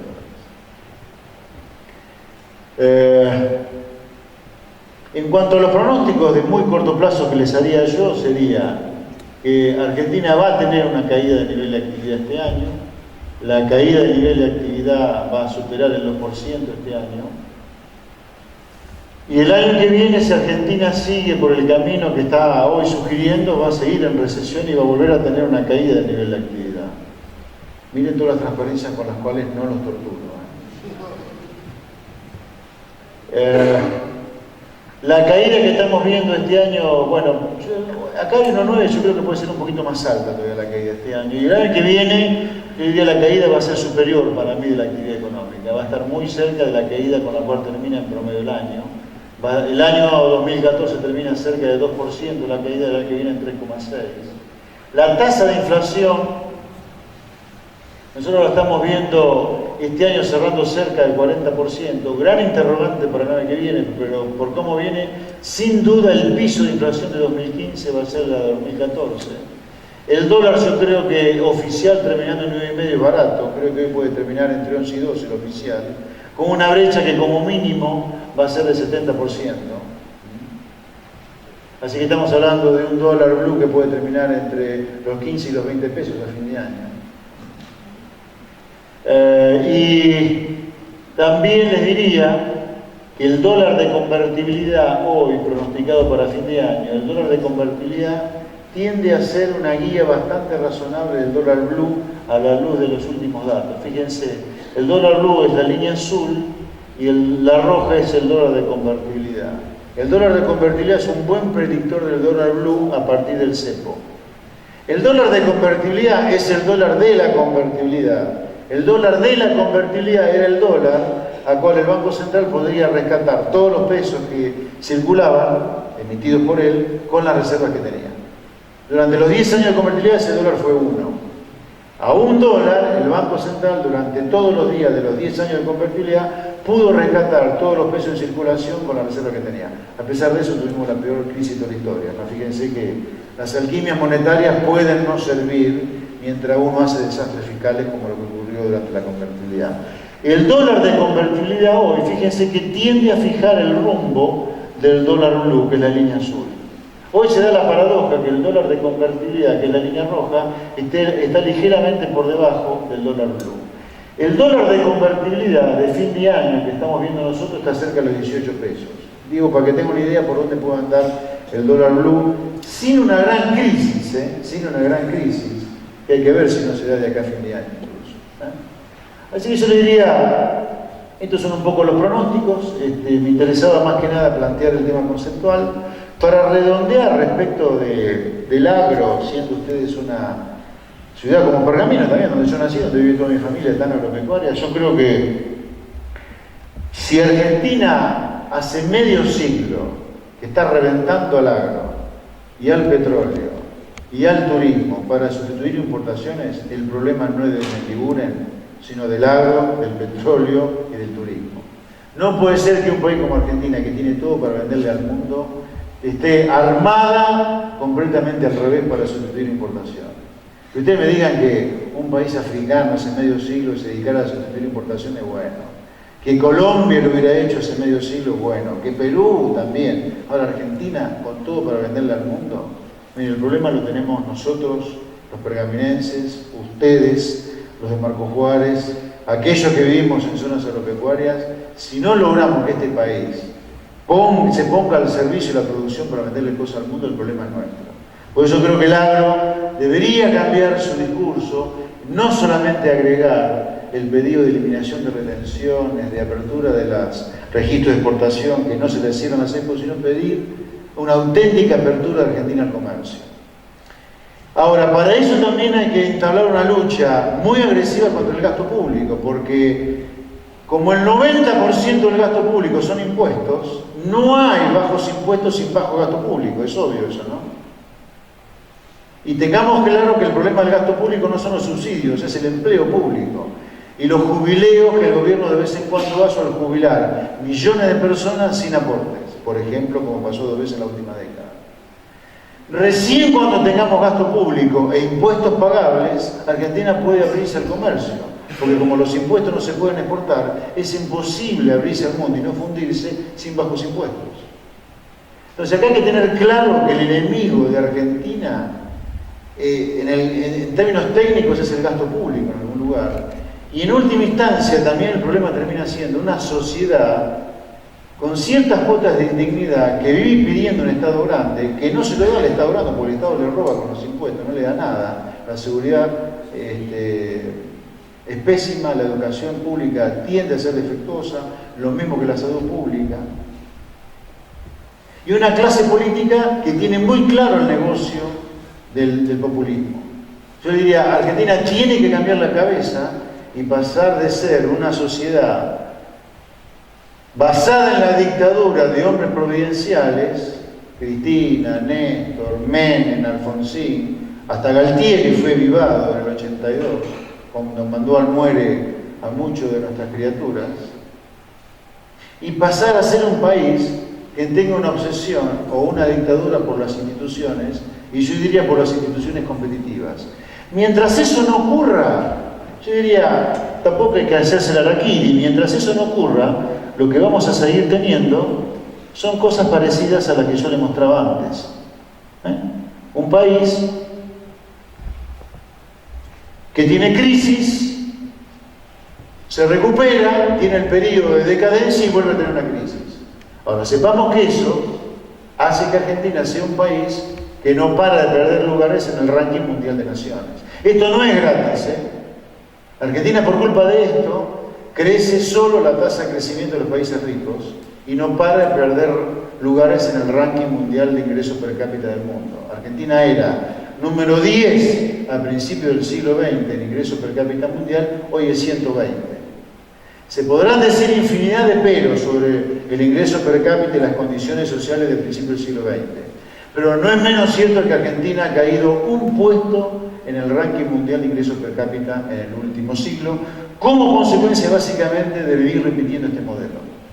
Los países no desaparecen, pero pueden ser infinitamente ricos o infinitamente miserables. Me parece que ha llegado la hora de cambiar el chip para nosotros y por el bien de todos los que vienen atrás nuestro. Gracias.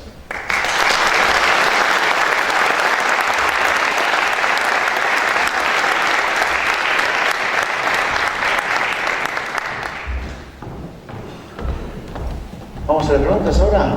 Ahora sí, lo que vamos a hacer es, como siempre, lo habitual. Los que quieran pedir la palabra para hacer las preguntas, están las chicas ya con los micrófonos. No sé si se pueden prender las luces, sería mejor, ¿no? Y de paso me ven a mí. Bueno, arrancamos cuando quieran. Levantan la mano, los ubicamos y les entregamos el micrófono. ¿Aquí? Sí. Buenas noches. Usted dice cambiar el chip, pero ¿cómo lo cambiamos el chip? Si usted bien dijo que en Estados Unidos la visión es otra, totalmente diferente a la nuestra. ¿Qué tenemos? Que cambiar la clase política. Me dice que de Bendiguren no, que está por la sustitución de importaciones y él supuestamente está con Massa, el partido, no me acuerdo ahora, renovador, el Frente Renovador. ¿Cómo cambiamos ese chip? ¿Cuál es su propuesta? Bueno, mago no soy, la verdad que bastante lejos he llegado en darle un diagnóstico de por dónde creo que pasa la decadencia nuestra. Yo creo que en democracia, que es donde yo quiero vivir, la única manera de cambiar esto a la larga es con la educación. Insistiendo en cosas como las que yo insisto acá y en todos los lugares que puedo. Si hubiera millones de voces como las mías y como las de otros, de ninguna manera la mía incluso es la más importante, que quieren un país amigo del mundo, que comercie, con impuestos pagables, que vuelvan a la gente bajo bienes públicos, fíjese lo que estoy diciendo es elemental, es elemental. ¿Para qué paga impuestos uno? Para que le vuelva bajo la forma de una buena educación pública, buena salud pública, que no lo manden por la calle, las calles limpias, las rutas que no sean el desastre que son en general, ¿no? Yo creo que la manera más civilizada es a través de la educación, y la educación la podemos hacer a través de foros como este, por ejemplo.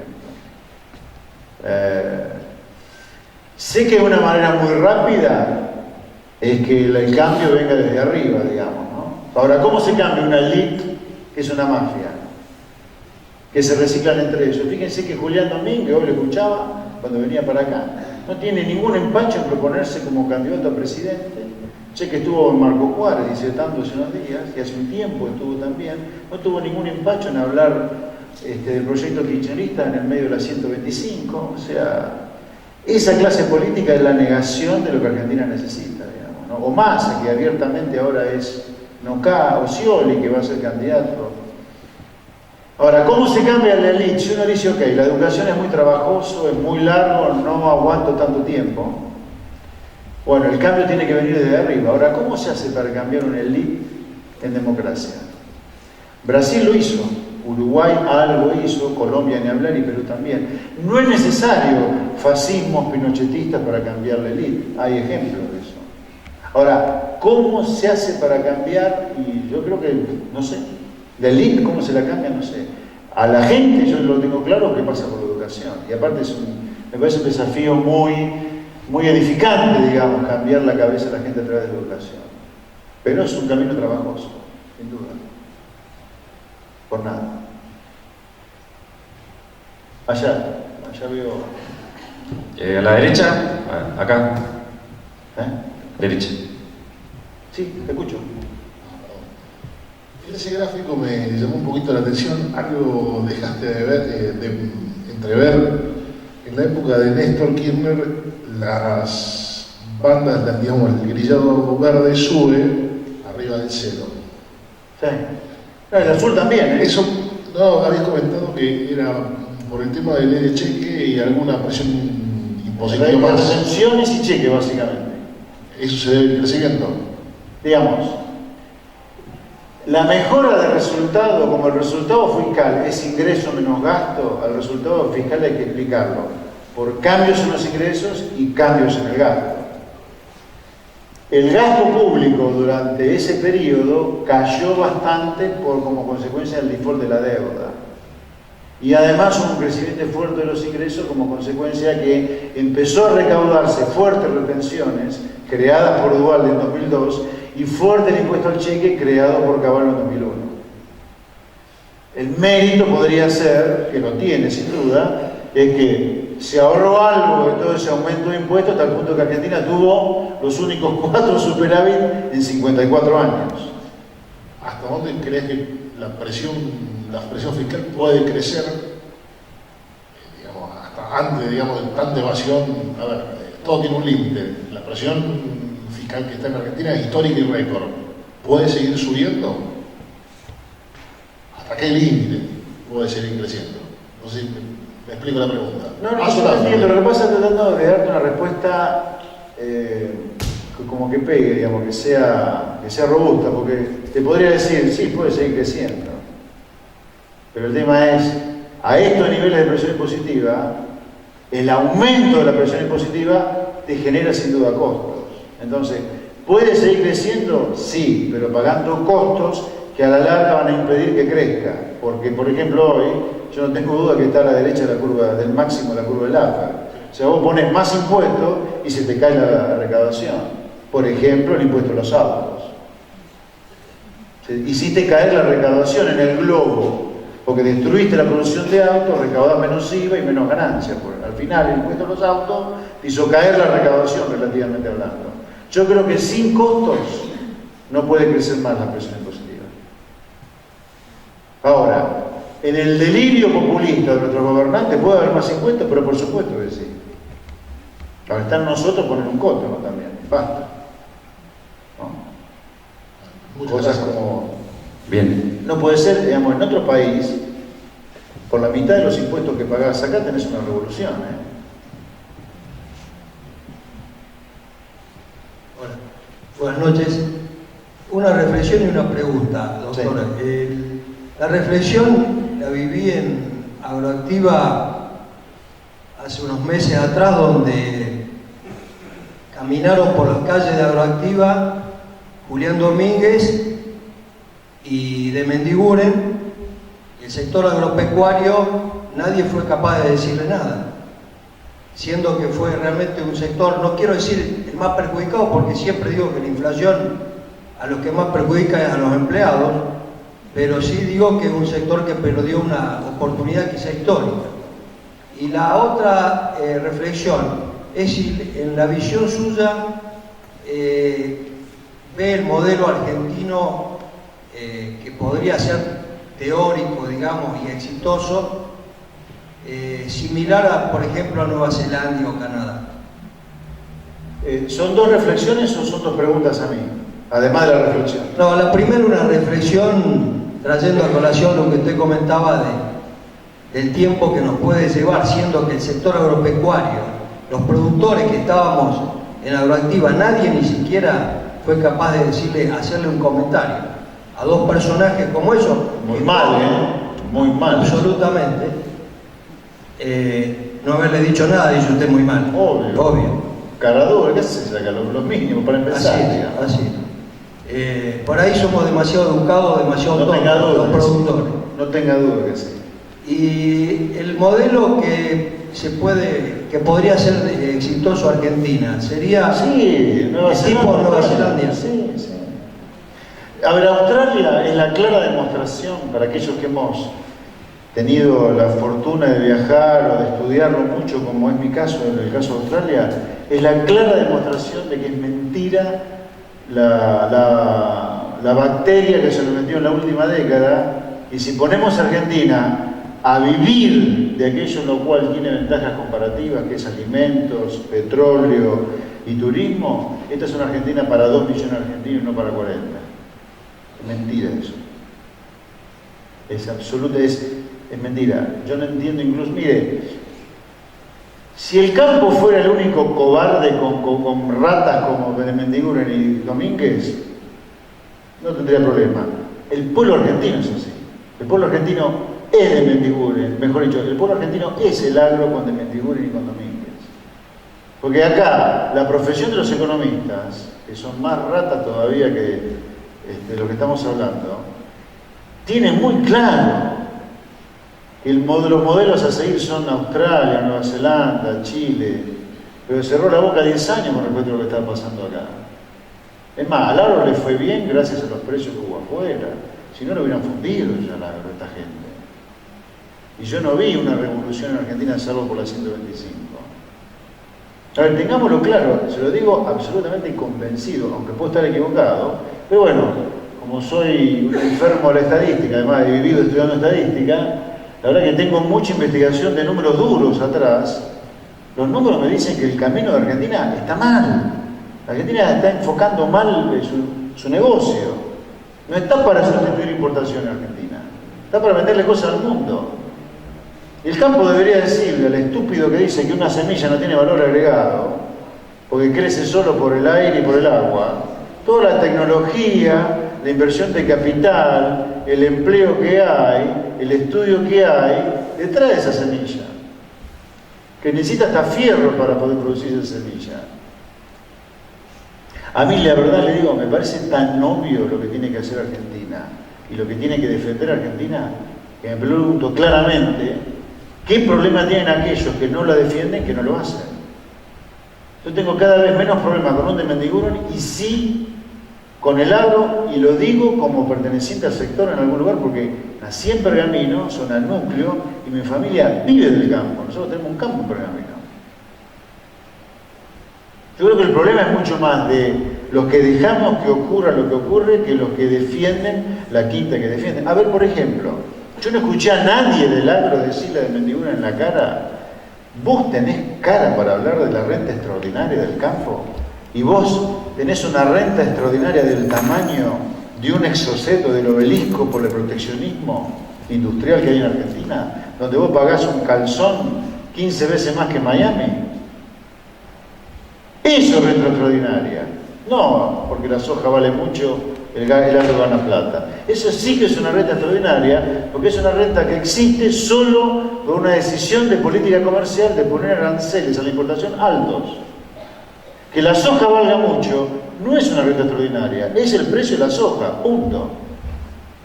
Ahora, cuando el gobierno se pone a cerrar la economía y pone aranceles o restricciones para importar, y entonces una prenda acá cuesta mucho más que en Miami, eso sí es renta extraordinaria. Ahora, nadie se lo dijo eso de Mendiguren o a uno del gobierno.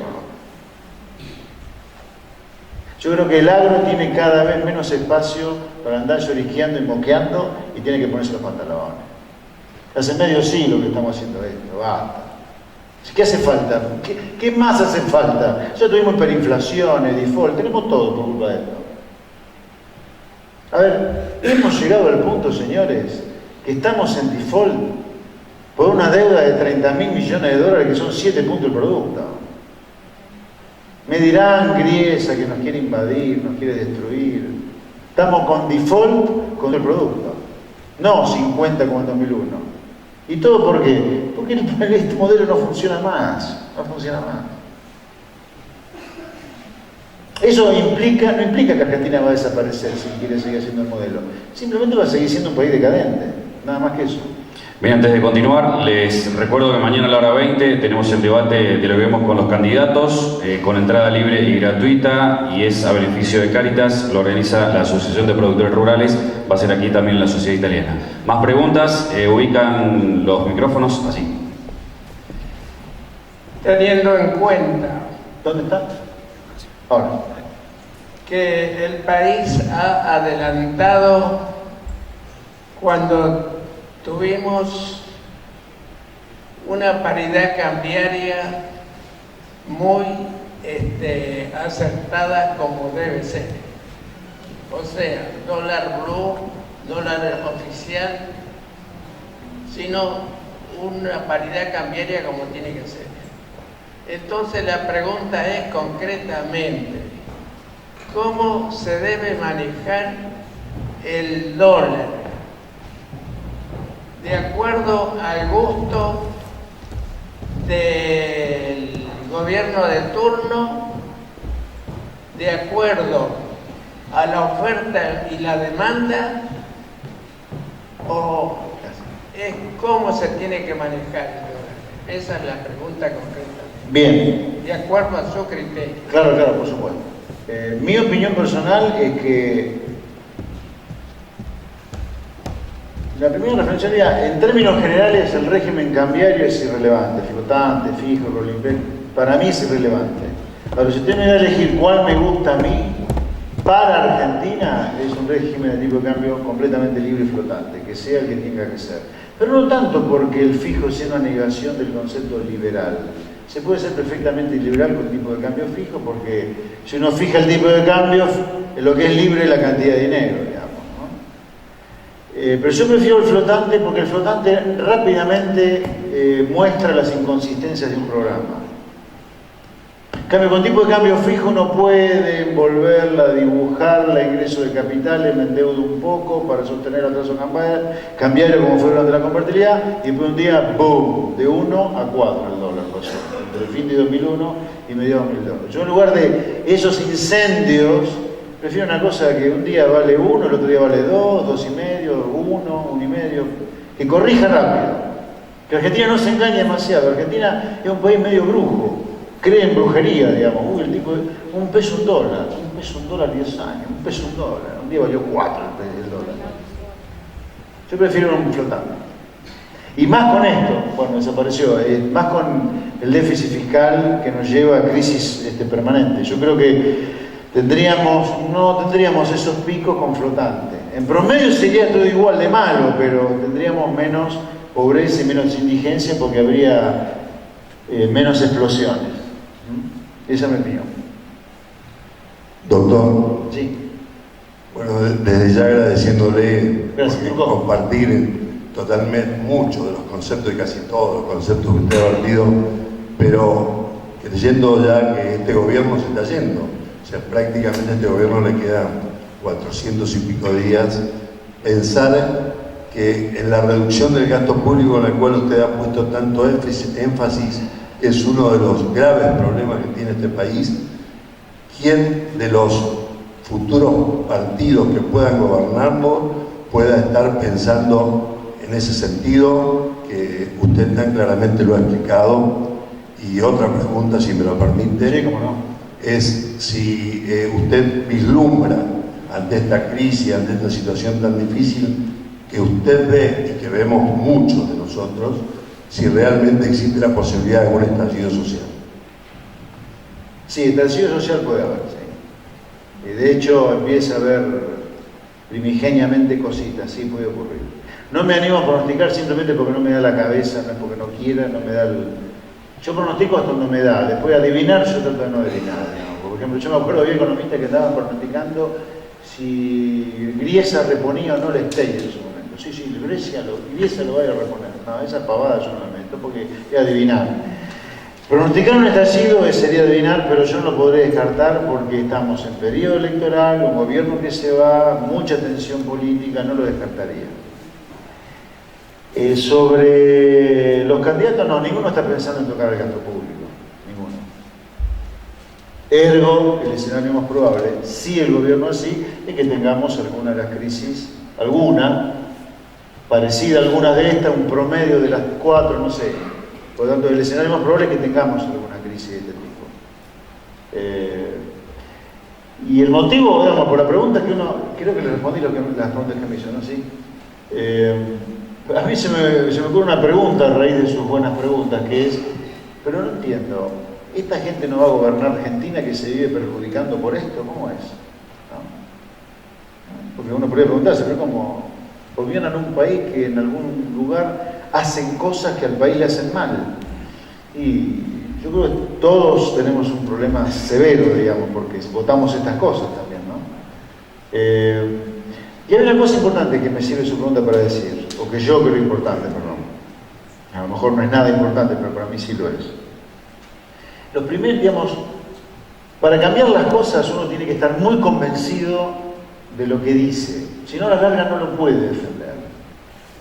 Y yo lo que les digo a ustedes, donde el grueso es gente del sector privado, que sufre la salvaje presión impositiva, que sufre los costos laborales salvajes que tiene que pagar, que sufre la inflación porque no llega a fin de mes, uno tiene que creer y defender que si ustedes no llegan a fin de mes, que si ustedes encierran su empresa porque no le da la rentabilidad, que si ustedes echan gente porque no le dan los costos o adelantan las vacaciones a la gente, ¿por qué el Estado no va a despedir gente? ¿Qué tienen, coronita en el empleo público? Pues yo lo digo de un concepto donde yo no tengo nada contra el empleo público, porque yo tengo hasta una cuñada que es jueza. Pero, ¿por qué el sector privado tiene que ser siempre el carnero al cual el gasto público lo prende fuego? 4 veces en 50 años y ahora vamos por la quinta, vamos para la quinta en 50 años. ¿Pero qué pasa? ¿Qué nos pasa al sector privado? Que tenemos tanto complejo de decir, sí, a vos te pueden despedir también, porque a mí me despiden. A vos te pueden bajar el salario, porque a mí me lo bajan. Mira, Argentina 2001 para mí es paradigmático.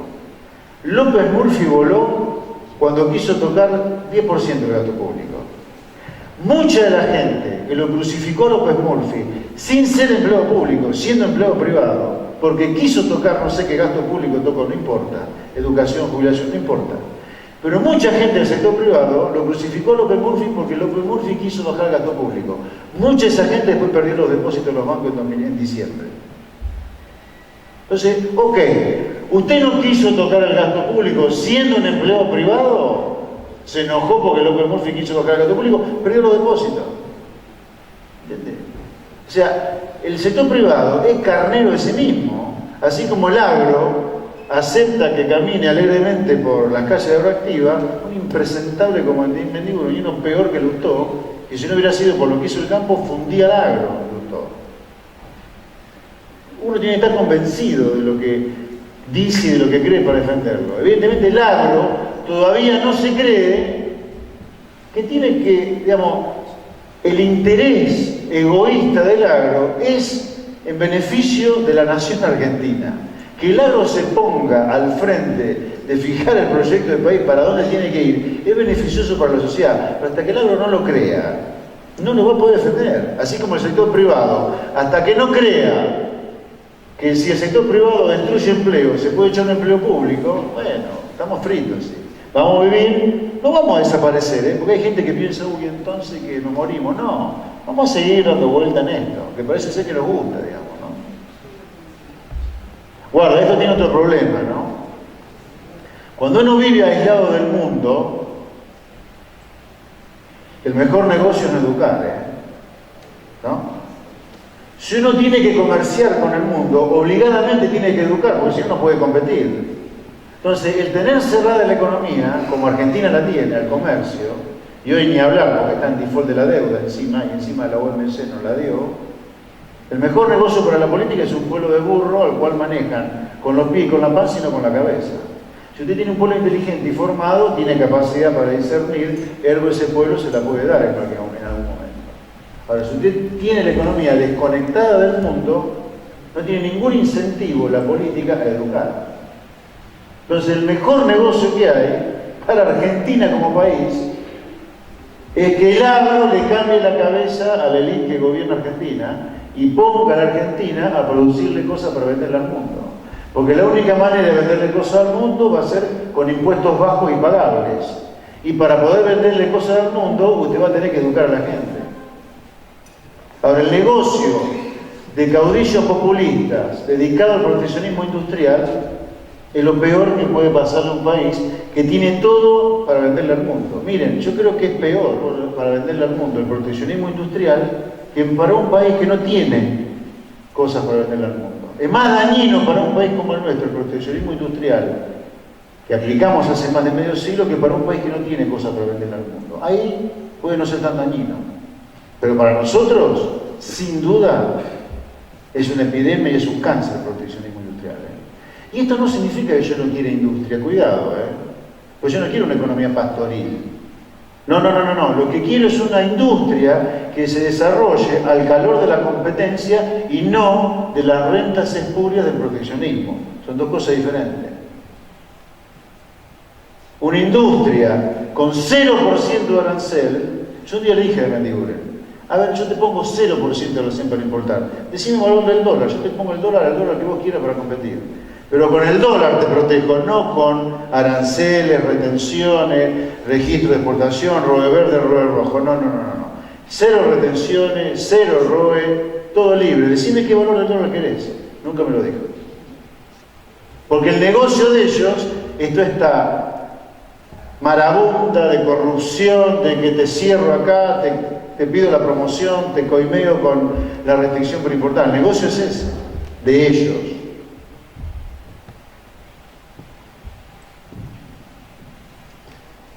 La verdad que me siento regocijado escucharte porque te leo y comparto plenamente tu opinión. Gracias. Sobre todo cuando hablas de la educación, del sentido democrático. Considerando todo el panorama que día a día leemos, con el temor que tenemos, y voy a apelar a tu sentido de información que debe ser mucho más alto que el nuestro, al temor que todo nos genera un estallido social. ¿Vos creés que en algún momento de la entraña kirchnerista se puede cruzar, adelantar una elección? Sí, puede pasar. Mira, cuando Argentina ingresa en estos terrenos así de algún nivel crítico, puede pasar cualquier cosa, ¿sí? Sí, por supuesto que puede pasar. Y de nuevo, como dije antes, no me atrevo a hacer un pronóstico muy preciso, porque no me da la cabeza para decir va a ocurrir el adelantamiento, pero puede pasar. ¿Sí? Y yo le tengo un poquito de temor así. A ver, desde el punto de vista realista, la sanción de la ley es peor que la no sanción de la ley esta de pago soberano de la deuda, porque es Argentina tiene un congreso que sanciona una ley para desacatar un fallo de una justicia que fue a buscar, además. Nadie nos impuso ir a emitir deuda bajo liquidación en New York. Ahora, si bien creo que esta es peor la sanción de la ley que la no sanción, no sé qué hace Cristina si no le sancionan la ley. Le tengo un poco de miedo, la verdad. No creo que vaya a renunciar o a decir me voy porque no le sancionan la ley, pero si se pone espeso, no sé. ¿Saben por qué? La verdad es que la primera vez que me preocupé por ella, de si seguía o no, fue cuando la vi dudar en cámara y decir que estoy muy nerviosa. Yo no sé si lo actuó o realmente lo sentía. No sé si lo actuó. Acá hay mucho cardumen femenino que puede conocerse mejor entre ustedes que nosotros los hombres, ¿no? Pero la verdad es que la primera vez que la vi a Cristina reconocer en cámara que estaba nerviosa. ¿Muy artista? ¿Usted cree que es artista? No, que lo actuó. ¿Sí? No estaba nerviosa. Bueno. Si es falso, hay más chance que siga entonces. Vamos, Cristina. Más preguntas. Me senté porque los años no llegan solo y ya la cadera me digo que... ¿No hay más? O sea, en el final, en la última fila. Sí. Quería preguntar sobre, la ley de abastecimiento y las consecuencias. Si forma parte de todo esto del proteccionismo de la industria. No, la ley de abastecimiento no tiene que ver con el proteccionismo. Tiene que ver con el error del gobierno de pensar que la inflación es un fenómeno que tiene que ver con empresarios malditos que quieren apropiarse del excedente. Eso es lo que dice el kirchnerismo, ¿no? Yo creo que es una ley que agrava la situación ya crítica que tenemos por estar con niveles de déficit fiscal como esto de más de 6 puntos del producto. O sea, para mí la ley de abastecimiento, junto con esta ley de pago soberano, va en el sentido de agravar los problemas. Porque hay una cosa que quiero ser preciso en esto. Aunque no hubiera ley de abastecimiento, ni ley antiterrorista, ni la ley de pago soberano esta que quiere sancionar, que hoy fue Axel a defender, aún sin esas tres cosas, la situación ya de por sí es crítica. Porque el déficit fiscal es enorme, la presión impositiva salvaje. Lo que hacen estas tres cosas es adelantar el momento del ajuste, probablemente. No es que causan algo estas tres cosas, adelantan el algo que iba a pasar de todas maneras. Pero sí, es un disparate la ley, es un disparate, Si algo faltaba para ahuyentar inversiones de Argentina era esa ley.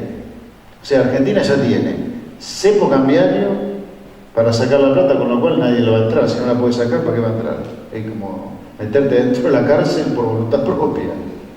Encima el default, encima el OMC que nos castiga porque estamos violando las reglas del OMC que aceptamos. Y encima la ley de abastecimiento. No, la verdad. O sea, si Aldo Ferrer quería vivir con lo nuestro, lo logró. No entra un mango de afuera. Eso viví con lo nuestro. Que viví con lo nuestro, en realidad viví con las maquinitas del Banco Central, porque el agujero fiscal, de la única manera lo van a financiar es emitiendo ahora, más que antes todavía. Si el sueño del pibe va a vivir con lo nuestro. Sí. Buenas noches, doctor. Buenas noches. Yo le quería decir simplemente una pequeña reflexión, que a tal punto el agro no se la cree, que producto bastardeado como el trigo en los últimos 7 u 8 años, en la capital nacional del trigo, el intendente es ultra caro. En la capital nacional del trigo, el intendente es ultra caro. Entonces, digamos, bueno, en Pergamino, no sé si llamarlo miedo, impotencia, pero ¿cómo se hace contra eso? En Pergamino, zona núcleo, la zona núcleo creo, ¿no? Bueno, no el intendente kirchnerista, un concejal kirchnerista plantó 14 villas. Hoy en Pergamino hay droga, te matan por la calle como un bicho, todos vivimos con miedo. 14 villas plantó, la llenó de villas, así, ¿eh? Si uno mira Pergamino de arriba, así, le armó un conurbano de villas. ¿Qué hizo el imbécil intendente de Pergamino? Nada. Yo no puedo creer. Las cosas que han pasado en Argentina en la última década no lo puedo creer. Después la que pasa. Otra pequeña, digamos, reflexión. Si un gobierno tuvo más de 15 años en una provincia arrasando con todas las elecciones, hace más de 10 años que está en el país arrasando con todas las elecciones, el Congreso es una escribanía, la única ley en contra fue la 125, dieron dictamen con la ley de abastecimiento. Menuda tarea para el próximo presidente. Sí, claro. Las cosas no son fáciles acá. ¿Sí? No tengo solución para eso, de verdad. No, es muy complicado. ¿Sí? Muy complicado. Hay que cambiar la cabeza, hay que cambiar en serio. Si no, vamos a seguir con una decadencia que... Venimos perdiendo un puesto por año en el ranking de ingreso mundial per cápita. No es joda eso, no es broma. Deberíamos reflexionar severamente. Yo lo veo, por ejemplo, yo vi afiches hoy en Buenos Aires antes de venir para acá de Rodríguez Sá, candidato a presidente. Mamarracho, payaso, por favor, pero a mí me da vergüenza. Yo nunca lo votaría en mi vida, pero me da vergüenza solo que tenga el tupé de candidatear, es un payaso. Fue y llevó al Congreso para que el Congreso, payaso, también aplaudiera la suspensión de pago de la deuda. Yo digo, hay una cosa interesante en esto para mí. El tipo que está a favor de no cumplir un fallo de una justicia que fuimos a buscar, ¿se cree que no le van a robar los depósitos algún día de nuevo? Es un gobierno que arrasa con instituciones, no es que se la quieren dar a Griesa y a vos no te la van a dar, no, te la van a poner a vos también el día que puedan. Hay que ser estúpido, ¿no? Para hablar de patrio buitre porque uno está a favor de que se respeten las instituciones. Después te van a poder el mismo que te roba, el mismo Estado que quiere una ley para defoltear el fallo de Griesa, es que se da vuelta y te roba los depósitos si no puede pagar. Una cosa de loco. Yo creo que estamos tan locos que no nos damos cuenta en Argentina. Te voy a dar un dato estadístico de Marcos Juárez real, para que tengas en cuenta la poca incidencia que tenemos y conciencia ciudadana. Un secretario de debido tuvo un accidente. ¿Perdón? Un secretario de debido Sí. tuvo un accidente a 30 kilómetros de Marcos Juárez que le costó la muerte en el accidente. La Municipalidad de Marcos Juárez tuvo un acto, digamos, solidario de trasladar el cuerpo y hacerse cargo de eso. Por ese favor, Marcos Juárez tiene una estación de ómnibus que le hacía falta a Marcos Juárez, pero ese favor hizo que Debido haga una estación de ómnibus en Marcos Juárez. Se llama Néstor Kirchner, y Marcos Juárez, lo que tributa solamente por retenciones de soja, tiene la capacidad de hacer, empezamos en el 2007 y la terminamos en el 2014. Por retenciones de soja, Marcos Juárez puede hacer 7 terminales por año. Queda la última pregunta dando vueltas. Bueno. ¿Había una o queda una sola? Queda una más. Sí, Pablo. Me la hago yo mismo. Acá a la izquierda. Allá hay dos más. ¿Hay dos? Bueno, las últimas dos, acá a la izquierda arrancamos o estaba a la derecha. Bueno, Pablo.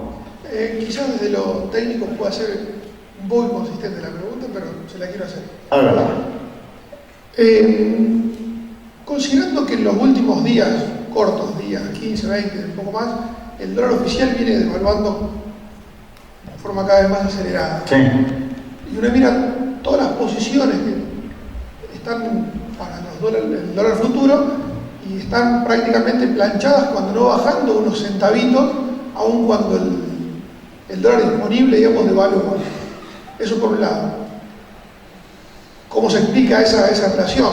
¿Cierto? Y por otro lado Perdóname, no te entiendo. Nosotros tenemos el dólar disponible, digamos, que viene devaluando y viene subiendo la cotización. Sí. Y uno mira todas las posiciones hacia adelante, sí, y está prácticamente planchado en los últimos 15 a 20 días, cuando no bajando un poquito. Entonces, ¿quién opera o cómo opera en un mercado en donde el dólar disponible sube y las otras posiciones no acompañan? ¿Pero qué es el dólar disponible? La condición del dólar hoy, dólar no conversión. Pensé que estaban hablando de grano disponible, porque también yo escucho la palabra disponible para grano. No, el dólar. El dólar. No, Sí, por un lado. Entonces tu pregunta es, ¿vos lo ves subiendo el spot? Claro, el spot. Y los futuros están planchados. Sí, pero eso por un lado. Y por otro lado, si estamos ante un default o algo que puede ser mucho más grave, ¿cómo se explica que los bonos emitidos en dólares en los últimos días sigan subiendo y cada vez más rápido? Bueno, en el caso de los bonos en dólares es porque hay mucha operación de lo que se llama el contado con liqui, digamos, ¿no? Hay mucha dolarización de portafolios en blanco a través de bonos en dólares. O sea, se compran acá y se venden afuera. Y con respecto a la primera pregunta, que es sobre el dólar, la verdad que no tengo una explicación de lo que me decís, honestamente. ¿No? Guarda que el mercado se ha equivocado muchas veces ya, ¿eh? El mercado descontó que la Corte Suprema iba a pedir la opinión Obama, no ocurrió. El mercado apostó que no iba a haber default, hubo default, y yo creo que el dólar esté subiendo lo que sube acá, que el Banco Central no pare de perder reservas, y con las cotizaciones planchadas no me cierran para nada. Puede llegar a estar equivocándose de nuevo, pero no tengo explicación a tu pregunta, la verdad, perdóname. Hay una ya, ¿no? En un programa de televisión, el periodista Mazó dijo que aún pagando... ¿Quién, perdón? Es el director de la nueva provincia. Mazó, sí. Mazó. Sí. No me acuerdo el nombre, Federico. Sí, no, yo tampoco me acuerdo, sí. Expresó que aún pagando a los acreedores externos, el gobierno tampoco va a conseguir financiación externa por la desconfianza que le tienen afuera. Me gustaría saber su apreciación al respecto. Bueno, la primera cosa es que el gobierno ya decidió no pagar, así que como que ya el escenario de sí paga, aún así no va a recibir mucha plata, ya fue. Pero es como que ahora hay que pensar qué hubiera pasado si el gobierno hubiera pagado. Sí, yo coincido, no hubiera entrado tampoco tanta plata. No, porque Argentina tiene muchos problemas por solucionar, digamos, ¿no? El cepo cambiario, yo diría, es un impedimento muy grande para que entre plata acá. Porque usted entra plata y no lo dejan salir después. Y literal que no lo dejan salir, ¿eh? Tengo infinidad de clientes que no han entrado en su momento y no pueden salir ahora. Pero ni siquiera tienen dificultades para pagar la deuda externa que han tomado con la empresa matriz, subsidiaria de multinacionales, ¿no? Sí, coincido con la opinión de Vicente Mazó, ahí está. ¿No más? La última, aprovechamos la última. Última, ahora sí, ¿eh? Ahora sí, una más. Bueno, gracias por la amabilidad. Antes que nada, un gusto, lo vengo leyendo y escuchando desde hace mucho. Bueno, gracias. Le quería hacer una pregunta, digamos, dada lo que todos, creo que todos esperamos, ¿no? Que es que las próximas elecciones nos traigan un gobierno con un poco más de cordura. Y descartando que va a llegar a término la presidenta, con lo cual, pensando en un gobierno a partir de diciembre del 2015. ¿Qué tan rápido puede ser la recuperación con el escenario que nos planteó usted? Digamos, se supone que mediante la implementación de medidas acorde a la situación. Las recuperaciones después de las crisis estas han sido, diría, relativamente rápidas, ¿no? Después, depende de la magnitud de la crisis que tengamos, pero la recuperación es relativamente rápida, porque el miedo de la clase política a que los prendan fuego a lo bonzo es grande y durante un tiempo se vuelven, pero Milton Friedman es comunista al lado de ellos, digamos, durante algún tiempo al menos, ¿no? Sí, no, pero lo que pasa es que la resolución de la crisis me preocupa a mí hoy, porque ya la situación social es delicada hoy. Hoy tenemos 25% de pobres, de mínima, los cálculos de la UCA van 10 puntos más arriba incluso. Perdón, la UCA 25 y Lozano tiene un cálculo de 10 puntos más alto. Piensen que Argentina tiene 40 millones de personas, 30% de pobres, son 12 millones de personas pobres. Eso es caldo de cultivo para hacer mucha maldad, digamos, ¿no? En un año electoral. Pero yo creo que la recuperación después de un fueguito interesante puede ser relativamente rápida. Recuperación que debo decirles, cada vez duran menos acá, Diga o decir, perdóname, que tuvimos la soja que tuvimos en la última década. A ver, gasto un minuto más del tiempo de ustedes, pero... ¡Turco!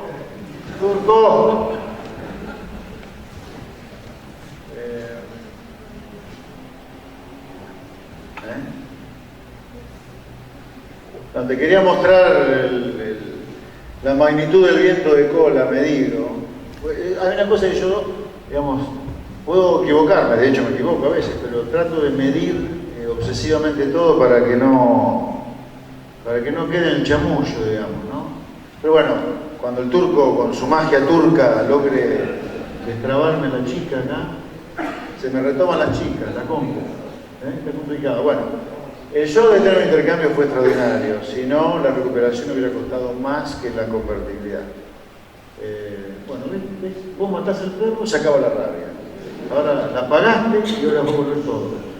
Pero nosotros no vamos a tener eso, creo yo, por cómo viene el mercado mundial del dólar en 2016, cuando asuma el nuevo presidente, cuando empieza el nuevo presidente. Así que, si el que viene luego de la crisis hace demasiado lo mismo, le va a durar poco la recuperación de la de Fénix.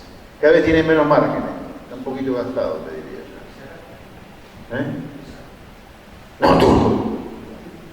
No, por acá, gracias, está perfecto. A ver, lo único que creo que anda, sí anda. Acá te quería mostrar, acá.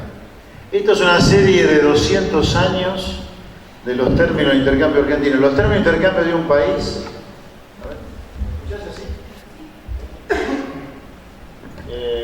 Los términos de intercambio de un país es una división. Vos dividís, en el numerador ponés el precio mundial de las exportaciones y lo dividís por el precio mundial de las importaciones. Esos son del país, ¿no? O sea, los términos de intercambio de Argentina son los precios internacionales, los productos que Argentina vende, soja, dividido los precios internacionales de los productos que Argentina importa, maquinaria. Cuando esto va para arriba, el país tiende a estar mejor que cuando va para abajo. Mirá lo que pasó durante el kirchnerismo. Este recorrido, desde este nivel bastante bajo, o por lo menos en el promedio histórico, subió 40% en 10 años, los términos de intercambio. O sea, sin eso, el agro no hubiera sido lo que fue, y Argentina mucho menos. Porque el programa económico para mí siempre, como le escribo, para mí fue sopa y suerte, nada más. O sea, el programa este, de sustitución de importaciones, de romper todos los contratos de bien por haber, de violar al sector privado de impuestos, sin estalamiento electoral no funcionaba. Sin la suerte de un mundo con tasa de interés en cero. Tuvimos, yo creo que, 2 PRODE al mismo tiempo todos los días en 10 años. La soja subiendo todos los días, o casi todos los días, exagerando un poco, y las tasas de interés en cero durante 10 años casi. A pedirle Kirchner, pues. Así lo usamos. Bien, muchísimas gracias por el aplauso.